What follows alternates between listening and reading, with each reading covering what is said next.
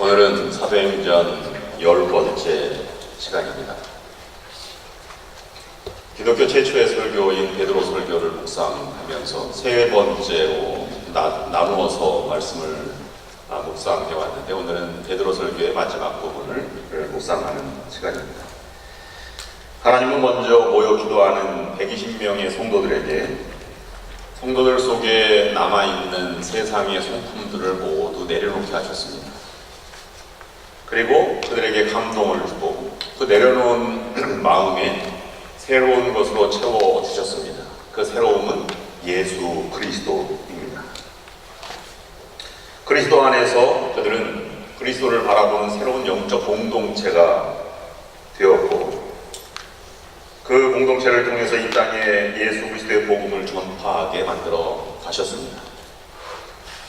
먼저 지금까지의 과정을 보면 성령 강림을 기다리고 있었고, 또 성령 강림이 그들 기도하는 무리 중에 나타났으며, 또 베드로가 일어나 설교를 하게 되었고, 사도들이 옆에 서 있었으며, 또 사람들의 반응을 기록하고 있고, 그리고 교회가 탄생되어져 가는 과정 속에 있는 것입니다. 베드로는 그의 설교에서 마지막까지 한 가지 큰 주제는 예수 그리스도이신데, 그걸 다른 말로 말씀드리면 하나님의 큰 일을 증거하였다고 본문은 말하고 있습니다. 그리고 함께 기도하고 함께 성령을 받았던 120명의 성도들도 함께 하나님의 큰 일을 말하고 있다고 증언하고 있습니다. 자기에게 일어난 자기의 이야기를 한 것이 아니라 하나님의 큰 일을 말하고 있는 것입니다. 우리는 우리에게 행하신 큰 일을 증거하기에 바쁜데, 초대교회 공동체는 하나님의 하신 큰 일만을 증거하고 있다고 하는 특징을 발견해 볼 수 있습니다. 그럼 하나님이 하신 큰 일이란 무엇일까? 오늘 베드로의 설교에서는 전체적으로 보면 22절 말씀에 하나님의 아들이 되셨다, 또 23절 말씀에 그가 십자가에 달려 돌아가셨다, 또는 32절 말씀에 그는 무덤에서 부활하셨다, 또 33절부터 35절까지 있는 말씀은 그가 하나님께서 그를 높이 들어 승천하시게 하시고, 또 이 땅에 그 하늘 보호자 우편 앉아 계셔서 우리의 죄를 속량하신다고 하는 것을 말씀하고 있는 것입니다. 다른 말로 말씀드리면 기독교의 5가지 신비를 말하고 있다는 것입니다. 동정녀 탄생, 십자가의 죽음의 대속의 죽음, 죽음에서 부활하신 일어나신 부활, 그 다음에 하늘로 올라가신 승천, 그 다음에 이 땅에 다시 오시는 재림의 주, 이것이 5가지 기독교 신앙의 핵심인데, 그것을 이 베드로는 지금 말하고 있다고 하는 것입니다.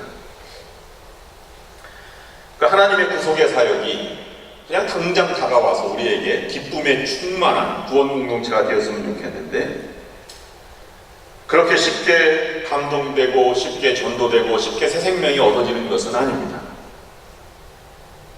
그만큼 세상이 완악해져 가고 있다는 증거입니다. 약속하신 주님께서 성령을 선물로 주시고, 또 오순절 성령 강림의 외적인 현상은 3가지입니다. 하늘로부터 급하고 강한 바람 같은 소리가 들렸고, 또 불의 혀 같은 것이 각자에게 임하였고, 또 각자 기도하던 무리들은 자기 방언으로 말하기 시작하였다 하는 것입니다.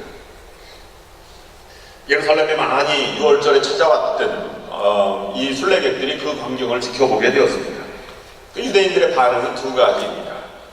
놀라고 당황하는 모습입니다.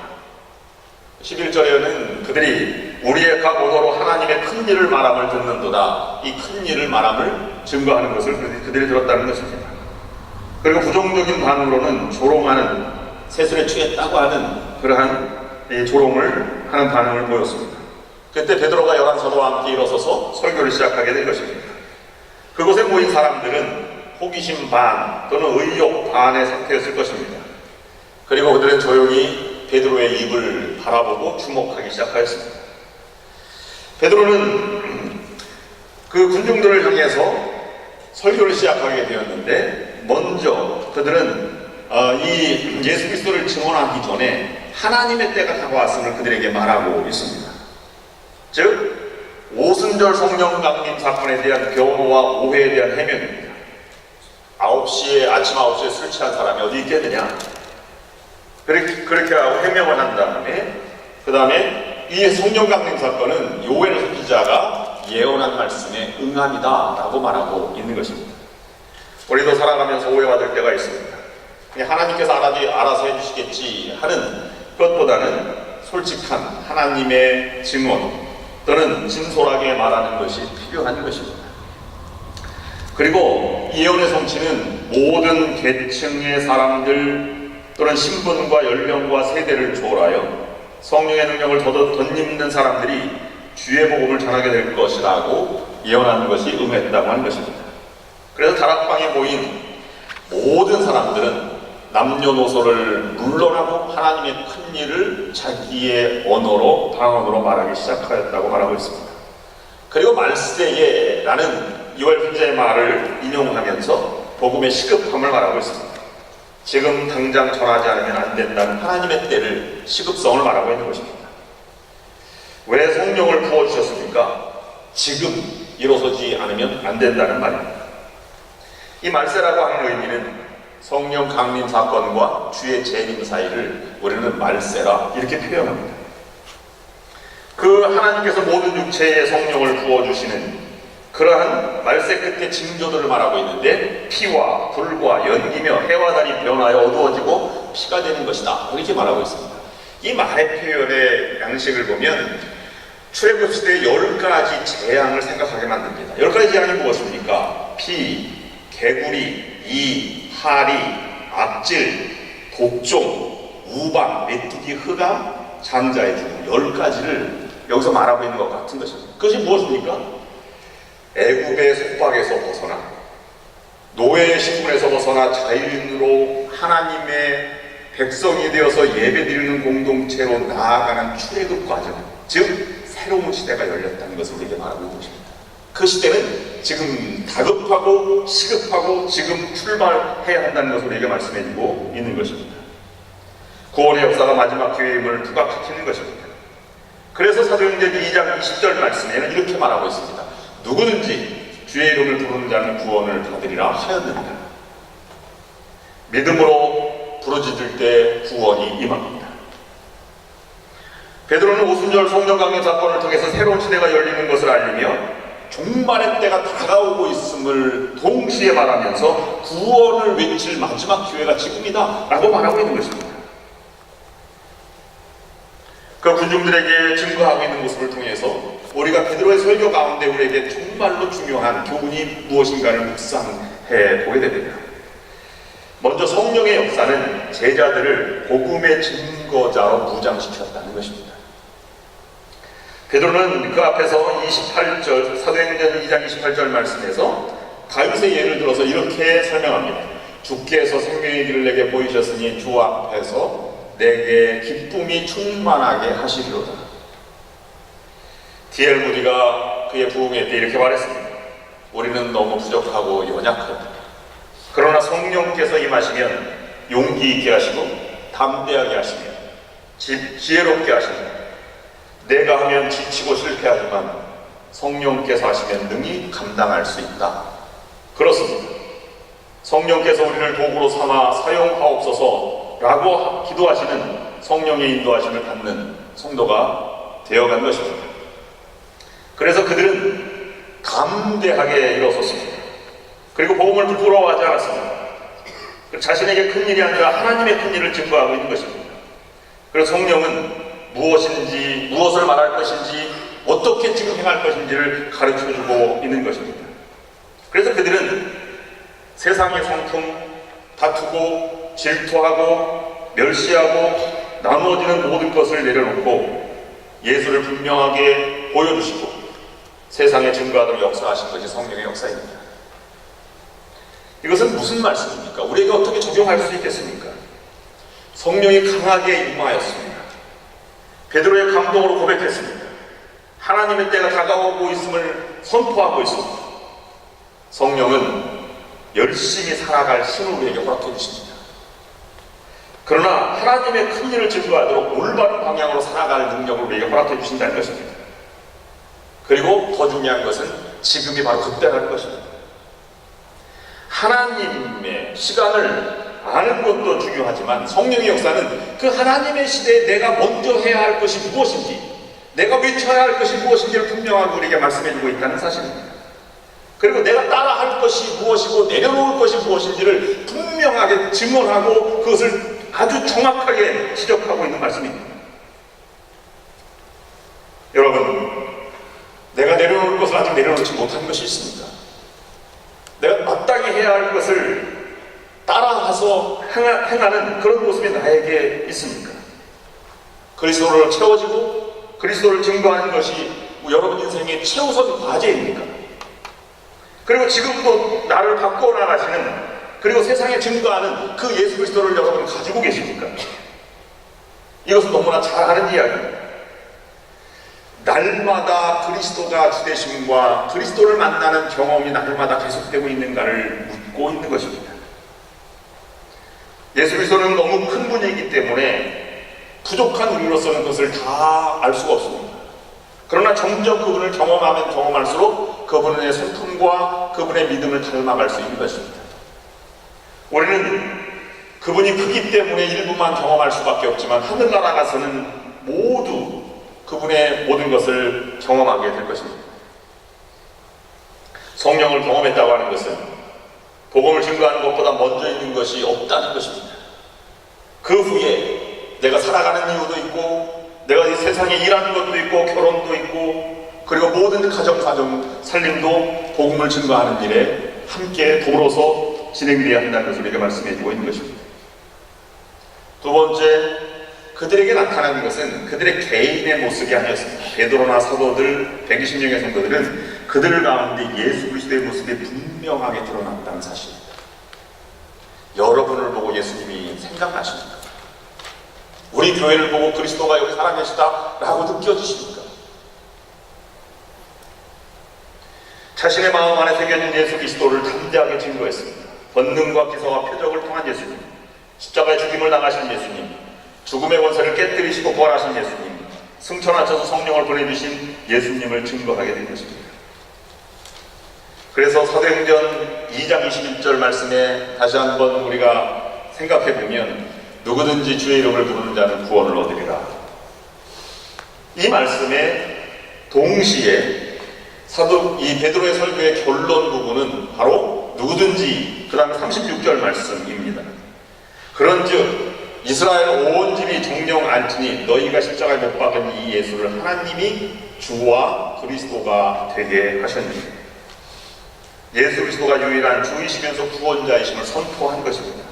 지금도 우편에 앉아 계셔 우리를 정결케 하시고 우리를 위해서 간구하시는 분이 예수 그리스도라고 하는 것입니다. 그래서 사도행전 1장 8절 말씀에 보면 이렇게 성령의 약속을 하시기 전에 성령이 너희에게 임하시면 너희가 권능을 받고 예루살렘과 온 유대와 사마리아와 땅끝까지 이르러 내 증인이 되리라, 이렇게 외치게 된 것입니다. 그러면 그들 모습에 예수 그리스도가 나타나고 예수가 분명히 그들에게 보였습니다. 그러면 그들 삶을 우리가 유추해 볼 수 있습니다. 그것은 다른 말로 말씀드리면 예수님이 그들의 주인이시다 하는 고백입니다. 사도행전 2장 32절 말씀에서 이 예수를 하나님이 살리신지라 우리가 다 이래 증인이로다 라고 증언하고 있습니다. 예수님께서 이 땅에 오셔서 하나님의 권능과 기사와 표적을 통해서 하나님 아들임을 강조하시고, 그리고 죽음을 당하시지 않고 부활 승천하셔서 만유의 주가 되신 가장 중요한 이유가 무엇입니까? 예수님이 그렇게 권능과 죽음과 부활과 승천, 재림의 주로 오시는 가장 주된 이유가 무엇입니까? 그것은 자신이 왕으로 주되심을 선포하기 위한 것이 아닙니다. 그러면 우리 자신의 능력 밑에, 우리 자신이 그분의 능력 밑에 복종하는 종으로 만들기 위함입니까? 아닙니다. 예수님이 그렇게 하신 가장 큰 목적은 구원을 이루시기 위한 목적입니다. 성령은 베드로의 입을 통해서 예수님이 주와 그리스도가 되심을 강조할 뿐만 아니라 이 예수 그리스도를 믿고 구원받아야 하는 세상에 담대히 외치고 증거하고 있다고 하는 사실입니다. 우리 모두에게 가장 중요하고 시급한 것은 구원받는 일이요, 구원이 오직 예수 그리스도를 통해서만 얻어진다는 것을 선포하고 있는 것입니다. 그렇습니다. 먼저 구원받는 것이 먼저입니다. 그분을 나의 주로, 대속의 주님으로 받아들이는 것이 먼저입니다. 구원받지 않았다면 살아도 산 것이 아니요 죽어도 죽은 것이 아닙니다. 영원히 멸망당할 사람입니다. 살아도 죽어있는 것이기 때문입니다. 그러면 구원받았다면 베드로처럼 구원을 선포하는 자가 되어야 하는 것입니다. 그 선포한 구원받은 자의 증거가 무엇입니까? 그들은 모두가 다 예수 그리스도로 하나가 되어서 일치를 보였다고 하는 것입니다. 여러분, 왕이라고 하는 말은 한자 왕은 하늘과 땅을 연결시켜주는 사람이다 하는 뜻입니다. 한자의 뜻풀이를 보면. 근데 주라고 하는 말은 거기 왕에다가 점 하나 찍은 것이지요. 그것을 보면 하나님 옆에 앉아 있는 분이라는 뜻이 주입니다. 지금도 하나님 옆에 앉아 계셔서 우리를 통치하고 우리의 죄를 속하여 주시는 분이라고 하는 것입니다. 그것을 기름 부은 자라고 말하는데, 기름 부은 자라고 하는 것은 이 주님이라고 하는 말과 동일한 말이지만 세컨 킹이라는 뜻입니다. 두 번째 하나님과 같이 왕 되신 분이다 라고 하는 것입니다. 그럼 우리가 그러면 구원, 이 성령을 받고 그 구원을 받은 존재로 살아가는 그러한 증거들이 우리가 나타나야 되는 것입니다. 지금 구원받은 사람들의 존재가 무엇입니까? 구원의 세 가지 의미가 여기에서 우리에게 찾아와야 됩니다. 주를, 예수 그리스도가 우리의 주인이시다, 우리는 구원받았다라고 하는 것의 첫 번째 의미는 무엇이냐면 사는 삶을 살아가는가, 생명의 길을 가는가 하는 것입니다. 요즘은 구원을 강조하는 것을 많이 설교하지 않습니다. 그냥 뭐 행복쌤이나 부부쌤이나 중보기도학교 뭐 이런 것들을 많이 하지요. 그러나 지금도 세상에 외쳐야 하는 것은 구원의 복음입니다. 지금 말세에 종말의 때, 무엇보다 이 세상이 멸망으로 치닫는 이때의 생명의 길이 무엇인가를 우리가 보여주고 그렇게 살아가고 있는지 하는 것입니다.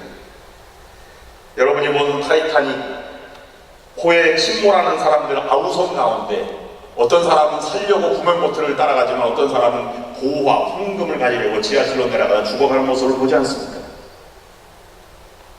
먼저 예수 그리스도를 나의 구주로 믿고 그래서 죄에서 자유함을 받고 살아가는가 하는 것입니다. 비행기가 바다에 비상 착륙하였습니다. 긴급 대피 명령이 떨어지자 승객들은 구명보트를 향해서 모두 달려가면서 혼란한 비상구를 찾기 위해서 난리가 났습니다. 그때 1등석에 앉아있던 부부가 아마 비행기를 처음 탔나 봅니다. 이렇게 위기 속에 부인이 남편에게 물었습니다. 여보, 우리는 아직도 1등석에 있는 거 맞죠? 침몰해가는 비행기 안에서 1등석이 무슨 의미가 있습니까? 종말이라고 하는 거대한 바닷속으로 침몰해가는 이 세상에서 비행기 안에 1등석도 같이 그것에 몰입한다고 어떤 삶의 의미가 있겠습니까? 새로운 삶을 주님의 인도하심을 받아 새롭게 나아가는 자세가 되어야 할 것입니다. 그것이 생명의 길입니다. 그럼 두 번째 구원의 의미는 무엇입니까? 생명의 길을 내게 보이셨으니 나에게 기쁨이 충만하게 하신다. 정말 기쁨이 있다. 이런 말은 하나 일치감이 되었다는 뜻입니다. 구원이 우리에게 중요한 이유는 죄 때문에 일치감이 안 되는 거예요. 하나님도 죄 때문에 안 되는 것이고 여러분 사이가 달라지는 것도 서로 간의 불편한 관계, 죄, 소외감 때문에 그런 것입니다. 이건 인간의 죄 때문에 나타나는 것들이죠. 이런 죄는 결국은 하나님과의 분리를 일으켰습니다. 하나님과 하나 되어 없는 것은 아무리 좋아도 큰 의미가 없는 것입니다. 모두가 다 헛된 것입니다. 하나님과 하나가 되는 구원이 가장 중요한 것입니다. 하나가 된다고 하는 경험을 우리가 잘 하지 못해요.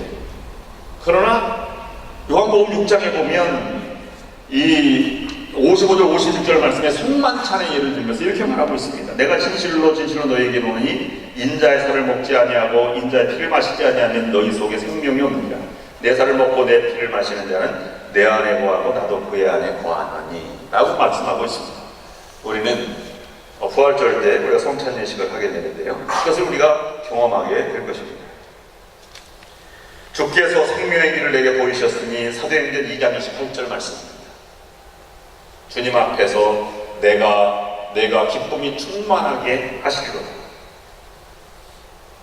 그러면 그 기쁨이 충만하면 우리는 의인으로 살아가게 되는 것이지.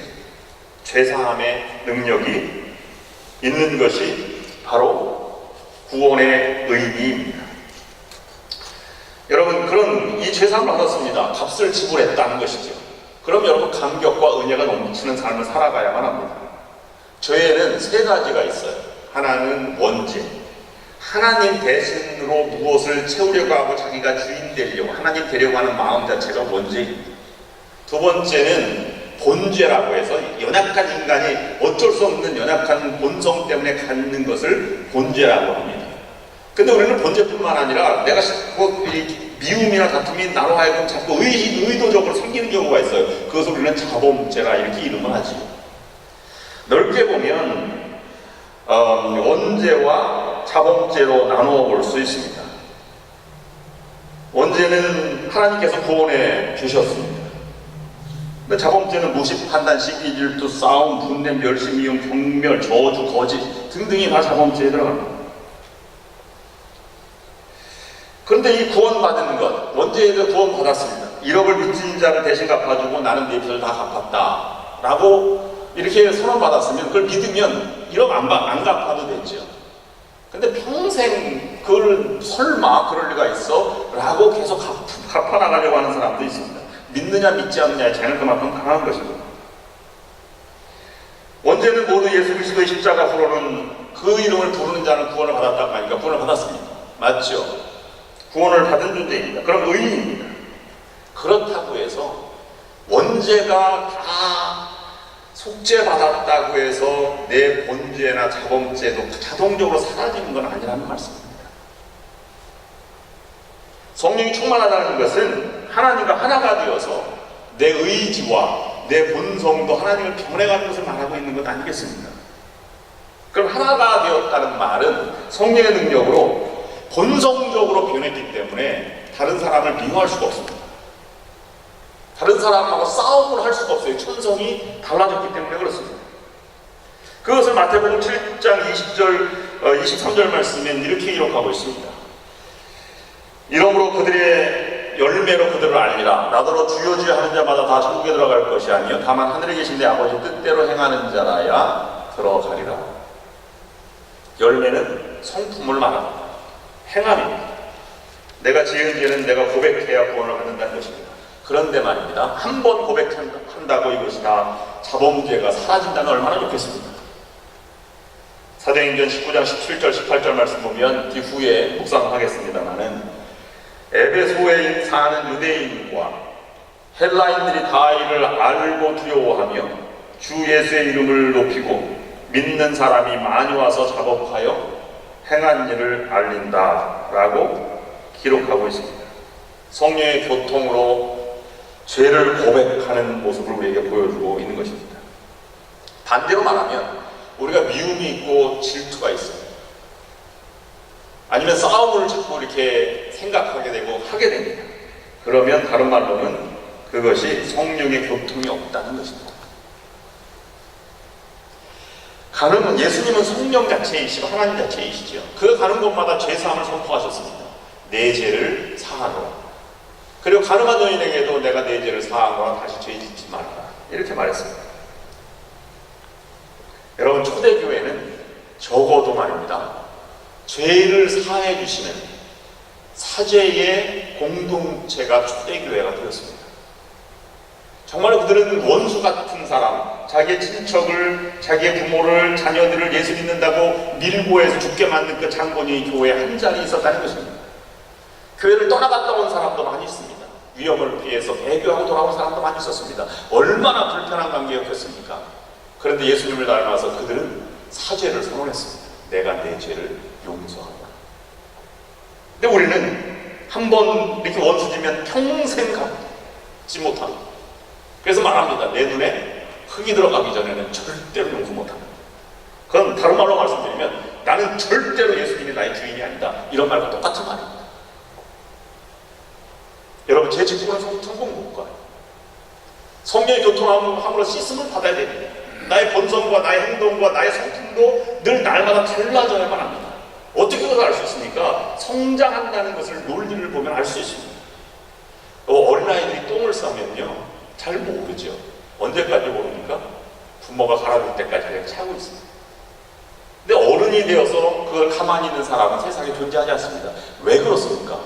지저분하고 비위생적이고 불편하기 때문에 그렇습니다. 여러분, 옷을 한번 잘 입어도 한복을 하얀 한복을 깨끗하게 입고 양복을 입고 외출을 해도요, 여러분 절대로 한 대의 땅바닥이나 도우 위에 앉지 못합니다. 왜 그렇죠? 지저분해집니다. 여러분, 주인이 있는 집은요 언제나 잘 정결하게 깨끗하게 되어 있어요. 왜냐하면 주인이 있기 때문입니다. 주인이 있는 밭은요 풀도 없습니다. 잡풀도 자라지 않습니다. 왜 그렇습니까? 잡풀을 뽑아준 거기에서 오이, 상추, 참외, 쑥갓 이런 것들이 잘 길러지게 하기 때문입니다. 결론입니다. 구원이 어렵습니까? 무엇 때문에 어렵고 누구 때문에 어렵습니까? 죄 때문에 어려운 것입니다. 그러나 하나님과 하나가 되는 것이 구원이고요, 또 구원받고 사는 사람들이 하나가 되는 것이 구원받은 것입니다. 그러면 교회에서 구원받은 사람들이 모인 공동체인데 싸워요. 그러면 교회에 구원받은 사람들이 모여있지만 구원받지 않은 사람도 함께 있다는 증거입니다. 여러분, 초대교회는 그들의 세상적인 성품이 다 비워지고 예수 그리스도로 채워지고 그들이 하나님의 큰 일을 증거하는 공동체가 되었습니다. 그래서 예수 그리스도만 생각하면 너무 감격한 나머지 그들은 찬양하고 모여서 기도하는 것을 즐거워했고요, 자기의 소유도 다 팔아 하나님의 나라를 위해서 쓰도록 그렇게 초대교회 공동체가 발전되었습니다. 예수 때문에 살만 나고 삶의 의미가 되찾아 있는 공동체입니다. 여러분, 예수 그리스도 때문에 살만 나십니까? 교회 때문에 여러분 정말로 기쁨이 충만하고 성도의 교제가 정말 그리워지고 여러분이 모든 이 불편함과 아니 갈등과 아픔이 사라지고 교회에서 얻는 힘으로 세상을 이겨 살아가고 계십니까? 그렇다면 우리는 구원받은 공동체가 맞는 것입니다. 구원받았다면 베드로처럼 예수 그리스도의 증언을 할 수 있고 구원을 선포해야만 하는 것입니다. 여러분들도 그와 초대교회처럼 예수 그리스도가 나타나는 구원받은 자, 구원을 선포하는 자들이 되어서 세상을 이기며 살아가는 여러분들이 될 수 있기를 주님의 이름으로 축원합니다.